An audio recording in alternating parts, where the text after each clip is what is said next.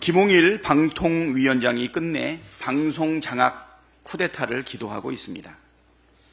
방송통신위원회가 오늘 오전 MBC 대주주인 방송문화진흥회 KBS, EBS 이사 선임을 위한 계획을 의결하겠다고 기습 공지했습니다. 공영방송 이사진을 정권의 입맛에 맞는 인사들로 싹 교체하고 KBS에 이어 MBC와 EBS까지 완전히 장악하겠다는 방송장악 쿠데타 시도입니다. 민주당을 비롯한 야당들이 김홍일 방통위의 방송장악을 막기 위해 탄핵안을 발의하자 공영방송을 정권의 애완견으로 만들기 위해 비밀 군사작전하듯이 밀어붙이고 있는 것입니다. 강도가 한 집안을 쑥대밭 만들어 놓고 경찰이 출동하려 하니 아예 불까지 지르겠다고 나선 것과 뭐가 다릅니까? 민주주의 국가에서 일어날 수 없는 폭거입니다. 김홍일 체제의 방통위는 출발부터 자격 미달이었고 임기 내내 정권의 방송 장악 기도를 앞장서서 실행해 왔습니다. 특히 사법부에서 이미 두 차례나 위법성을 지적한 2인 체제로 YTN의 민영화 같은 중대한 정책 사항까지 강행 처리하는 무도함까지 보여줬습니다.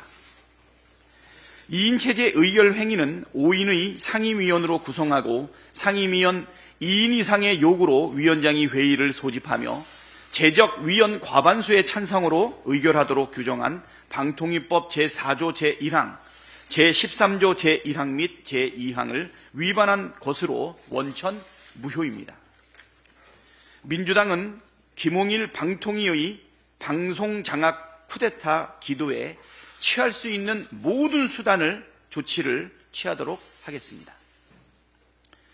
방송장악 쿠데타의 가장 큰 책임은 윤석열 대통령에게 있습니다.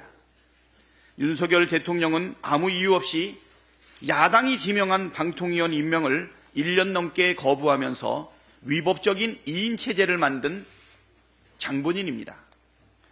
밀실에서 방송장악을 사실상 총지휘한 몸통이 대통령이라는 국민적 비판을 피할 수 없습니다. 국가기관의 탈법적인 운영을 조장, 방조, 묵인한 것 자체로도 중대한 헌법과 법률 위반입니다. 윤석열 정권 출범 이후 지금까지 줄곧 말로만 자유를 외쳤지 실제로는 언론 탄압에 방송 장악을 위해 끊임없이 행동해왔다는 것을 온 국민이 알고 있습니다. 방송을 장악하면 정권을 유지할 수 있을 거라는 믿음은 착각입니다. 우리 국민은 그렇게 어리석지 않습니다. 방송 장악을 한다 한들 모든 언론을 틀어막을 수 없고 국민의 눈과 귀를 막을 수도 없습니다.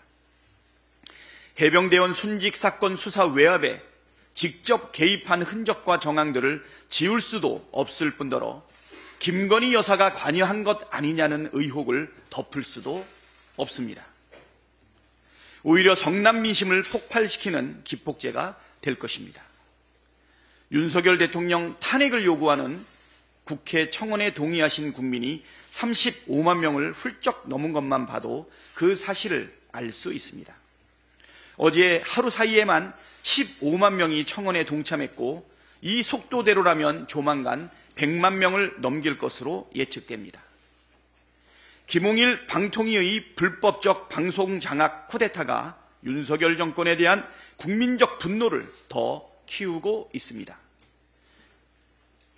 불행한 사태를 피하려면 즉시 김홍일 방통위원장을 파면하고 불법적인 방송 장악 쿠데타 시도를 중단하십시오. 우리 국민께서는 독재자를 결코 용인하지 않을 것이라는 점 똑똑하게 경고합니다. 국정 운영을 극우 유튜버의 음모론에 의지해서야 되겠습니까? 윤석열 대통령이 12구 이태원 참사에 대한 이 사고가 특정 세력에 의해 유도되고 조작된 사건일 가능성도 배제할 수 없다고 말했다는 사실이 김진표 전 국회의장의 회고록을 통해 공개됐습니다. 사실이라면 매우 충격적입니다.